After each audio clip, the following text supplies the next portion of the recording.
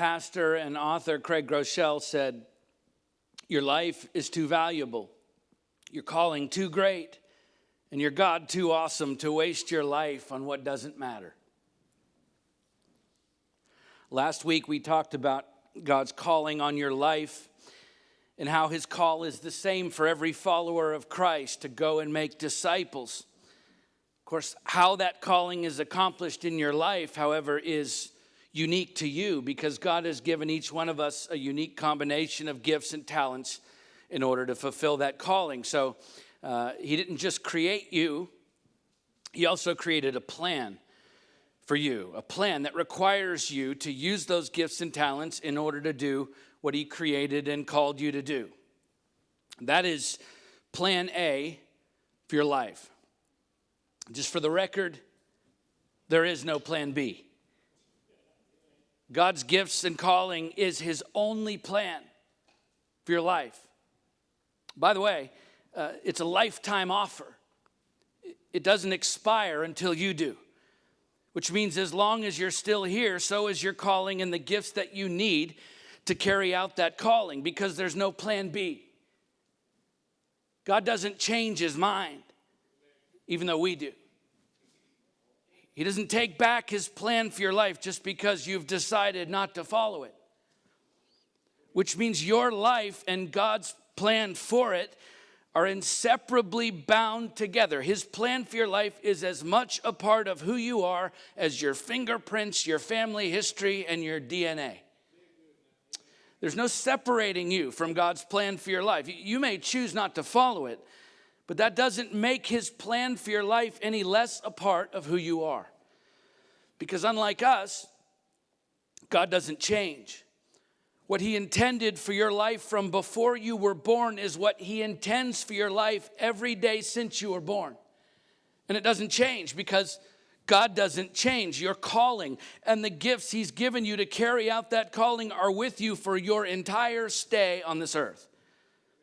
In fact, the only person who can keep you from fulfilling that plan for your life, that's you. No one else can keep you from it. And listen, God won't, because God doesn't change. The prophet Balaam said, "God is not man that he should lie, or a son of man that he should change his mind. Has he said, and will he not do it? Or has he spoken, and will he not fulfill it? Behold, I received a command to bless. He has blessed, and I cannot revoke it." Numbers 23, 19, and 20. The Apostle Paul said the gifts and the calling of God are irrevocable.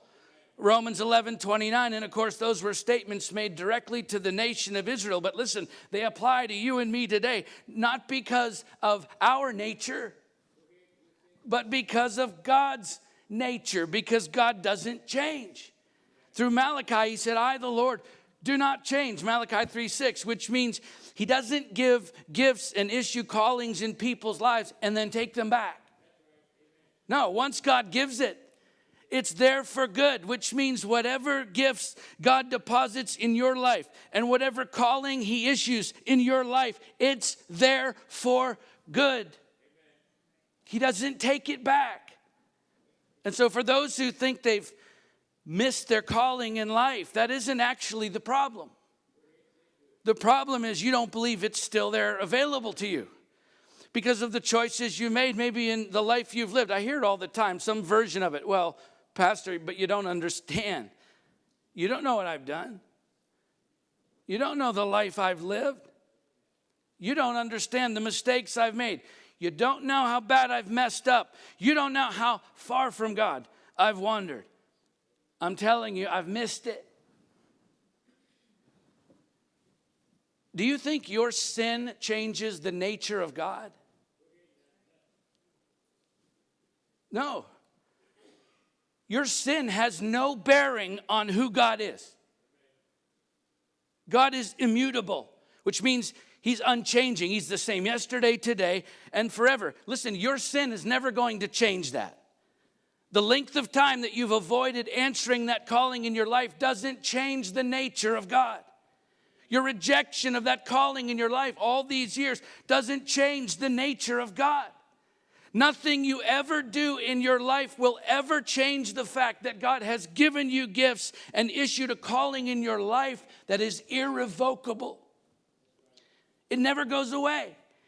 It never expires. He never takes it back, which means as long as you're breathing, there's still time for you to answer that call. There's still time to say yes to his calling on your life. And then, of course, you have to do something about it.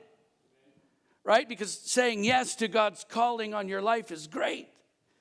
But that's also the easy part. The hard part is doing something about it. The hard part is walking out that calling in your life every day after you say yes, as we're going to see in our story today as we continue to work our way through 1 Samuel. And what really could be a part 2 to last week's sermon, where again, we talked about the fact that God's calling on each of our lives is the same calling. It's to go and make disciples. That's your one job when it comes to answering his call on your life. But today we're going to take that a step further. We're going to dig in a bit deeper when it comes to actually carrying out that calling, because how you go about answering the call is different for every one of us, and it always brings with it, and most of you know this already, it always brings with it deep challenges that will test your resolve to keep going, as we're going to see today. Because the journey that Jesus wants to lead you on, it isn't going to look like anyone else's journey.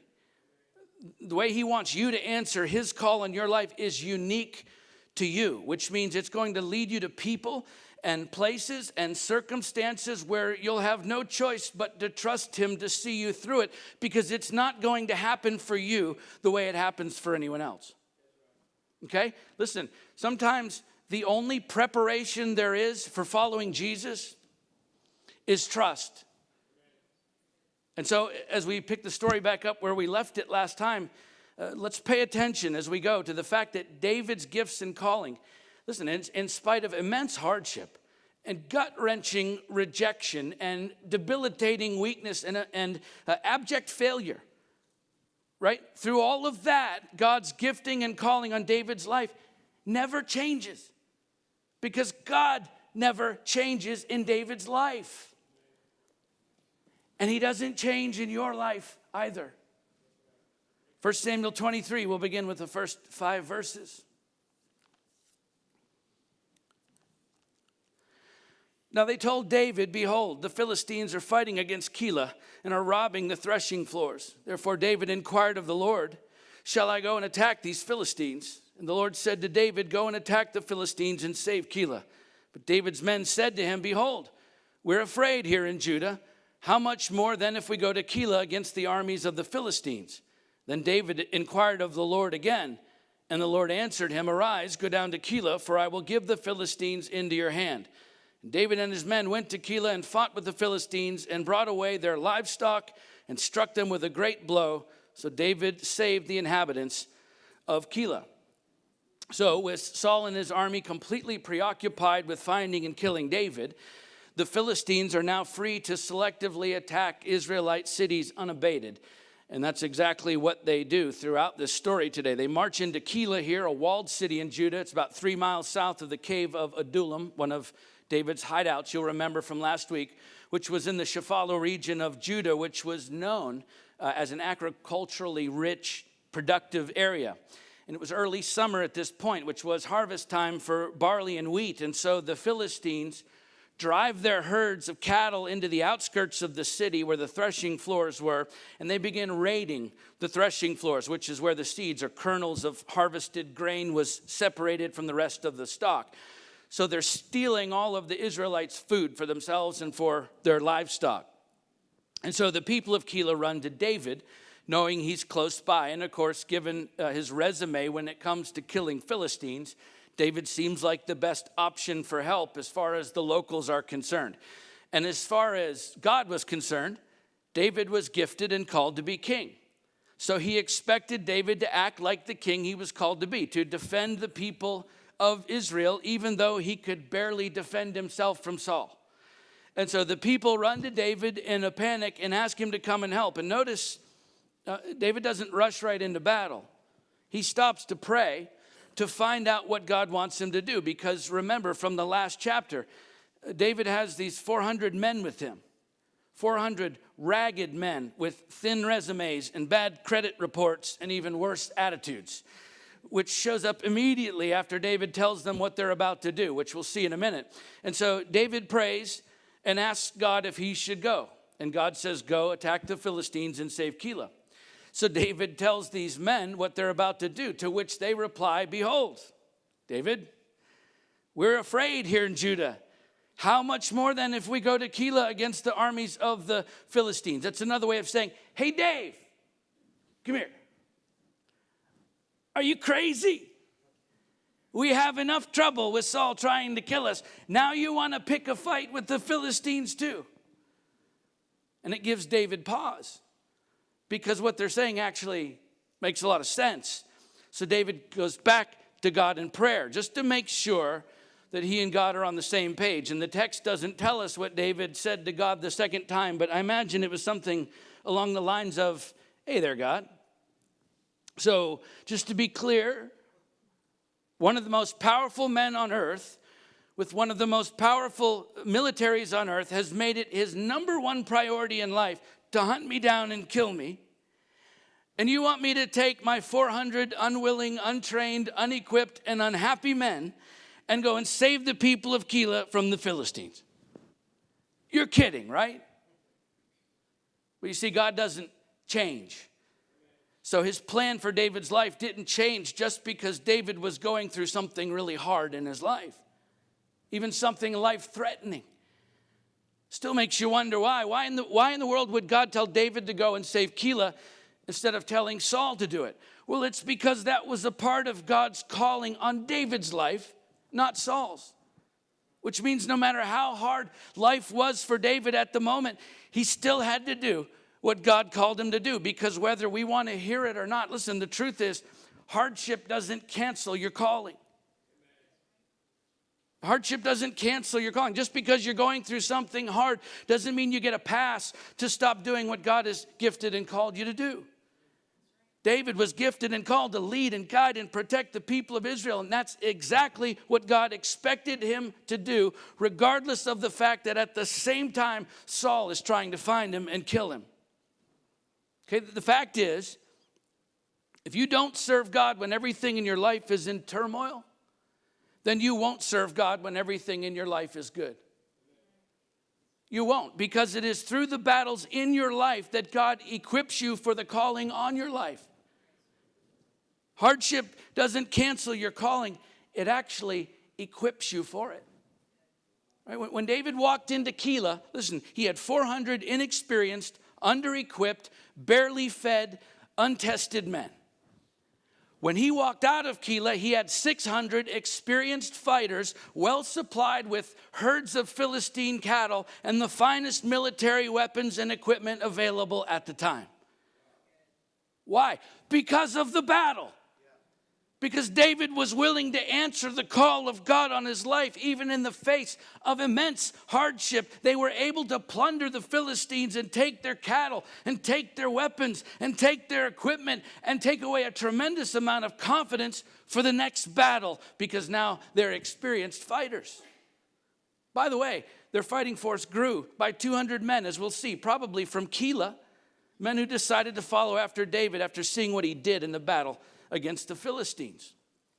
So listen, sure, there are times in life where God prepares you for what's ahead before you get there. But I can tell you from these stories in the Bible and from my own life, sometimes when you're following Jesus, the only preparation available to you for what's ahead is trust. It's trusting in God to provide what you need when you need it, which often comes in the midst of the battle, not before. So you have to trust him enough to go where he calls you to go and to do what he calls you to do. Even when you're facing the greatest challenges of your life. It's not as if God says, hey, I can see you're going through a hard time right now. So why don't you take a break from doing what I've called you to do until your circumstances improve? That's not how it works. In fact, it's just the opposite. When life gets harder, God says, get after your calling even harder.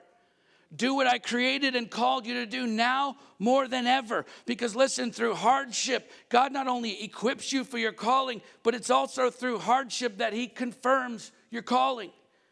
Okay? Hardship doesn't cancel your calling. It confirms it. Think about it. Because of the battle, David not only had all the provisions he needed to continue carrying out the calling in his life from here, but his army grew by 50%. 200 additional men affirmed David's calling as king by choosing to follow him, and he reestablished himself as a capable military leader and defender of Israel since being banished by Saul. Why? It's all because of the battle that he wasn't prepared to fight. Hardship doesn't cancel your calling.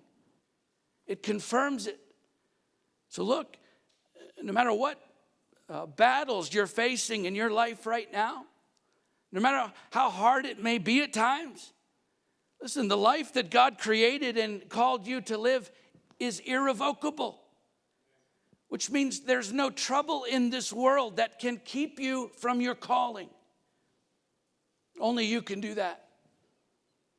C.S. Lewis once said, hardship often prepares an ordinary person for an extraordinary destiny. Let's keep reading, verses 6 through 14. When Abiathar, the son of Ahimelech, had fled to David to Keilah, he had come down with an ephod in his hand. Now it was told Saul that David had come to Keilah, and Saul said, God has given him into my hand, for he has shut himself in by entering a town that has gates and bars. Saul summoned all the people to war to go down to Keilah to besiege David and his men. David knew that Saul was plotting harm against him, and he said to Abiathar the priest, bring the ephod here. Then David said, O Lord, the God of Israel, your servant has surely heard that Saul seeks to come to Keilah, to destroy the city on my account. So he's not coming just for David. He's going to come kill them all. Will the men of Keilah surrender me into his hand? Will Saul come down as your servant has heard? O Lord, the God of Israel, please tell your servant. And the Lord said, he will come down.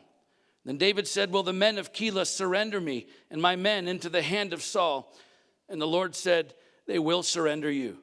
Then David and his men, who were about 600, arose and departed from Keilah, and they went wherever they could go. When Saul was told that David had escaped from Keilah, he gave up the expedition, and David remained in the strongholds in the wilderness, in the hill country of the wilderness of Ziph. And Saul sought him every day, but God did not give him into his hand. So Saul gets word that David and his men are in Keilah, and so he calls up an enormous army to besiege the city. So just to be clear, Saul won't go to Keilah to save his own people because of the Philistines, but he'll go to Keilah to kill his own people because of David. And of course, that kind of military movement doesn't go undetected for long, and so David hears about the massive conscription of soldiers amassing at Keilah because of Keilah against him, and therefore he calls for the priest and the ephod. The ephod was a garment that the priest would wear, and attached to the ephod was a breastplate that contained the Urim and Thummim. We talked about this a few weeks ago, probably a few months back now, which these were stones or tokens that the priest would cast like dice to help them determine the best course of action when big decisions had to be made. And they were used to great effect throughout Israel's history to determine the will of God. And yet all you could really count on the Urim and Thummim for were basically yes or no answers, which is why David's prayers are all framed as yes or no questions. So David asks two questions. Is Saul going to come after me here? And will the people of Keilah give me and my men up to Saul? And through the Urim and Thummim, David has his answers. Yes, on both accounts. You want to talk about a punch in the gut. David just risked his own life and the life of his men by going into battle with a largely unequipped, inexperienced army who were scared out of their minds to confront the Philistines. But they did it anyway upon the pleading of the people of Keilah and the call of God to go. And having risked their own lives to save the city, the people are now planning to hand David and his men over to Saul when he shows up.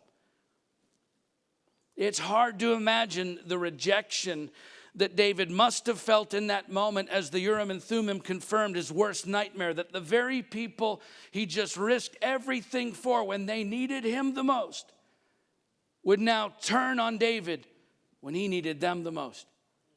And as we'll see in the next part of the story, it affected David deeply. In fact, it must have been tempting, and indeed it was, to give up. We know from the Psalms to walk away, to say, you know what, I'm done.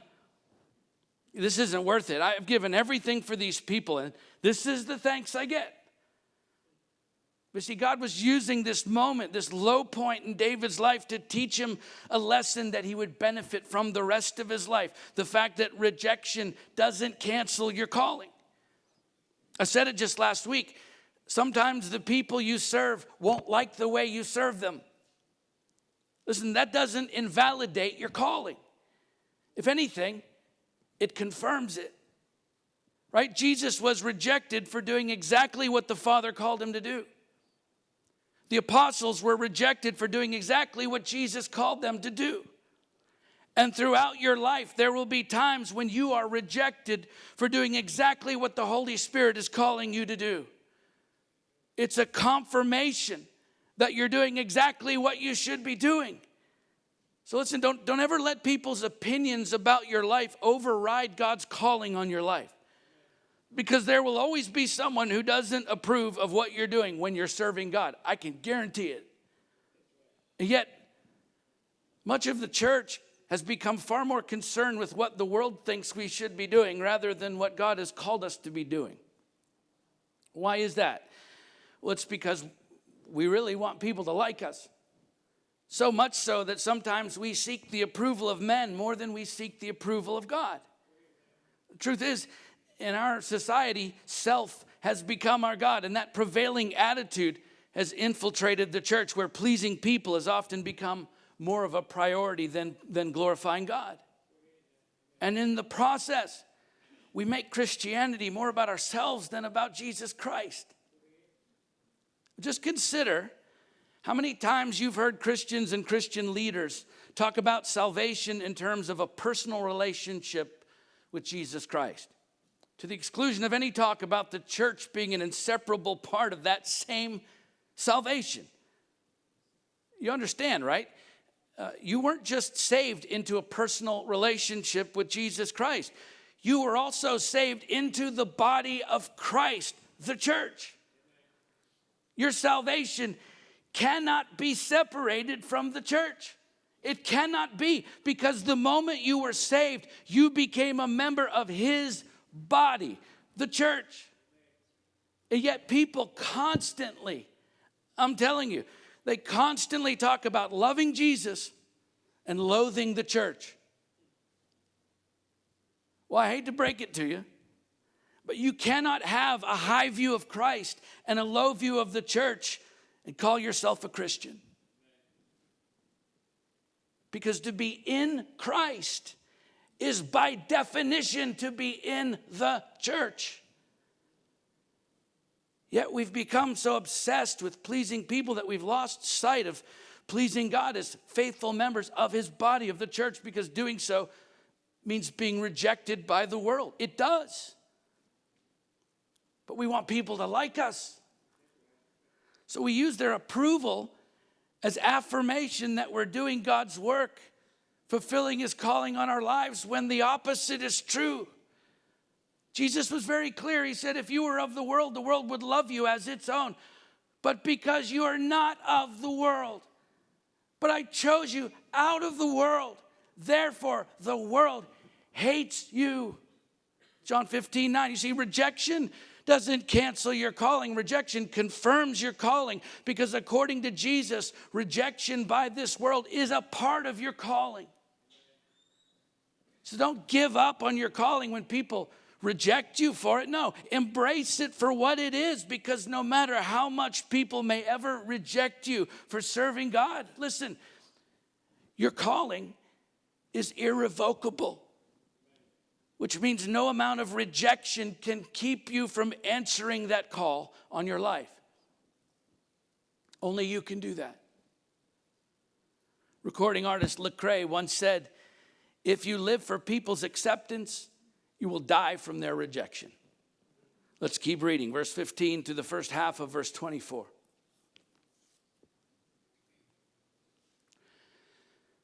David saw that Saul had come out to seek his life. David was in the wilderness of Ziph at Horesh, and Jonathan, Saul's son, rose and went to David at Horesh and strengthened his hand in God. And he said to him, do not fear, for the hand of Saul my father shall not find you. You shall be king over Israel, and I shall be next to you. Saul my father also knows this. And the two of them made a covenant before the Lord. David remained at Horesh, and Jonathan went home. Then the Ziphites went up to Saul at Gibeah, saying, is not David hiding among us in the strongholds at Horesh, on the hill of Hakilah, which is south of Jeshimon? Now come down, O king, according to all your heart's desire, to come down, and our part shall be to surrender him into the king's hand. And Saul said, may you be blessed by the Lord, for you have had compassion on me. Go make yet more sure. Know and see the place where his foot is, and who has seen him there, for it is told me that he's very cunning. See therefore and take note of all the lurking places where he hides, and come back to me with sure information. Then I will go with you. And if he's in the land, I will search him out among all the thousands of Judah. And they arose and went to Ziph ahead of Saul. So as David retreats further into the rugged, precipitous, and deserted hills southeast of Hebron, his own tribe, the Ziphites, go to Saul and offer to give David up, just like the people of Keilah. And of course, knowing the area better than anyone, David's position has never been weaker than it is now, because the Ziphites know all of the hiding places in the area, including the exact hill where David and his men are now hiding, as we'll see. And so David's best friend, the king's son, Jonathan, comes out to meet David and strengthened his hand in God.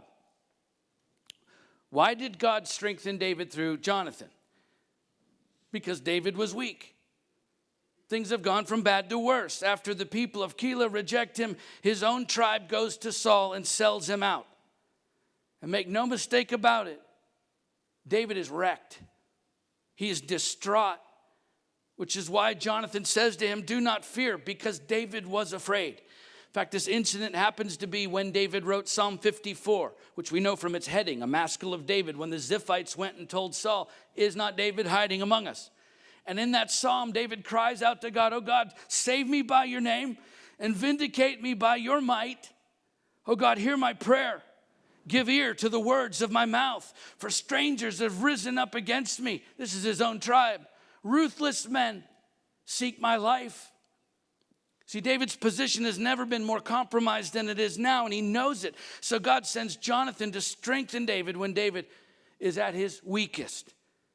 And what is so powerful about this encounter is the certainty that Jonathan expresses in God's plan for David's life coming to fruition, even though David's circumstances seem anything but certain. As Jonathan says, do not fear, David, for the hand of Saul my father shall not find you. You shall be king over Israel, and I shall be next to you. Saul, my father, also knows this. That is an incredible thing to say to someone who is now not only being hunted by the king and his army, but now all the people in the towns and villages around him, including his own tribe, are hunting him. The fact is, from the outside looking in, David's current position couldn't have appeared to be any weaker. But listen, weakness doesn't cancel your calling. If anything, it confirms it. Right? If there was ever a word to describe David's position, his army, and their readiness for war at the Battle of Keilah, weakness would have been the word. Right? And yet that's exactly how God wanted them to approach the battle. Totally dependent on him. And now it appears to be even worse as the Israelites are all turning on David. And yet that's exactly where God wanted him to be, because just as Jesus said to the Apostle Paul, my power is made perfect in what? Weakness. By the way, Paul's response reveals a profound understanding of the fact that embracing your own weaknesses is part and parcel with answering the call of God on your life. Paul says, therefore, I will boast all the more gladly of my weaknesses, so that the power of Christ may rest upon me. For the sake of Christ, I am content with weaknesses. Who says that? Who actually feels that way? I'm content with weaknesses, insults, hardships, persecutions, and calamities. Why would you say that, Paul? He says, for when I am weak, then I am strong. 2 Corinthians 12, 9, and 10, you understand you were never meant to rely on your strength to carry out God's calling. God's calling on your life requires God's strength in your life. You can't do it on your own. And yet in our culture, of course, we take pride in doing things on our own, in our own strength. Right? I wash the dishes. I want to look back at my wife like, you see what I just did there? We love it. We love taking credit. And it's one of the main reasons more Christians don't do more with their gifts and calling, because most of us have been taught our entire lives to rely on ourselves rather than depending on God or anyone else. You know why? Because then we can claim the credit. Then we can claim to be self-made men and women. Look what I did, instead of look what God did. And listen, when you live that way, you're actually selling yourself short on what you could be accomplishing if you'd lean on his strength. Right? Paul didn't say, I can do all things. No, he said, I can do all things through him who what? Strengthens me. Philippians 4:13. Okay, it's when you embrace your own weakness, not your own strength, that God fills you with his strength. The prophet Isaiah said he gives power to who? To the faint. And to him who has no might, he increases strength. Isaiah 40:29. You see, the hard truth of it is, if what you're accomplishing in your life right now can be achieved by your own strength, then it's not God's plan you're accomplishing. Because God's plan for your life could never be accomplished by your own strength alone. Listen, what God has planned for your life requires a total dependence on him and on his strength. And without it, it's not happening. It's as simple as that, which is exactly what David had to learn, because God knew that David would never make it through all that was ahead of him without the power of God at work in him. So he sent David into the battle in a position of weakness so that he would have to rely on God's strength. Listen, you and I really need to learn this as well. If we're going to make the most of God's irrevocable gifts and calling in our lives, we need to learn that relying on his strength means embracing your own weaknesses. Because your weakness doesn't cancel your calling. It confirms it. Author Max Lucado wrote, I simply think God is greater than our weakness. In fact, I think it is our weakness that reveals how great God is. Let's finish the story for today from the second half of verse 24 to the end of the chapter. Now David and his men were in the wilderness of Maon in the Arabah to the south of Jeshimon, and Saul and his men went to seek him, and David was told, so he went down to the rock and lived in the wilderness of Maon. And when Saul heard that, he pursued after David in the wilderness of Maon. And Saul went on one side of the mountain, and David and his men on the other side of the mountain. And David was hurrying to get away from Saul, and Saul and his men were closing in on David and his men to capture them. A messenger came to Saul and said, hurry, come, for the Philistines have made a raid against the land. So Saul returned from pursuing after David and went against the Philistines. Therefore that place was called the Rock of Escape. And David went up from there and lived in the strongholds of En-Gedi. So the Ziphites sell David out as promised, and Saul closes in. And as David and his men retreat from the eastern slope of the mountain toward the Dead Sea, Saul divides his force into two flanks and sends them around the mountain to the north and to the south to encircle David. And since the land of the east was open country, Saul would easily capture David. Okay? This was it. And everyone knew it. This was it. This was the moment Saul had been longing for, waiting for. David has run out of real estate. The gig is up. Saul has him dead to rights. Fact is, David's escape plan has failed, and there's about to be a reckoning. And yet, even in his own failure, we know from Psalm 54 that even in that moment, David trusted in God to overcome David's own failures. He says, I will give thanks to your name, O Lord, for it is good, for he has delivered me from every trouble, and my eye has looked in triumph on my enemies. Psalm 54, 6 and 7, just a reminder, God.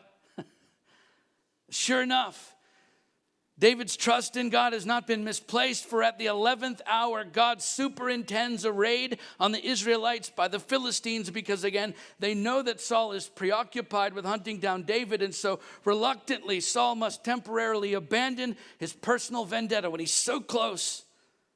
But he's got to abandon it for the sake of national security. And once again, David is not only saved, but he's strengthened as they make their way into the strongholds of En-Gedi, an oasis on the western shore of the Dead Sea due east of Ziph.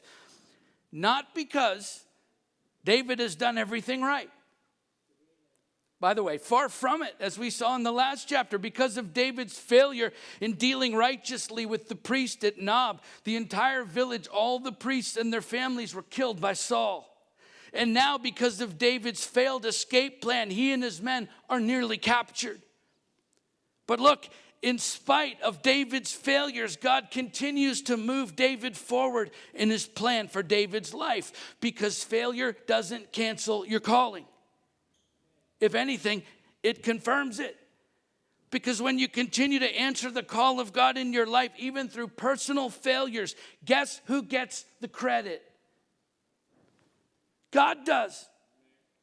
Right? David couldn't claim any credit for escaping from Saul. Not one bit. Saul had him dead to rights, right where he wanted him. David's plan failed. But David wasn't living out his plan. He was living out God's plan. And so even in his own failure, God delivers David and gets all the glory, which is how it's supposed to be. So look, I hope you're listening, because some of you need to hear this. You can fail 1,000 times.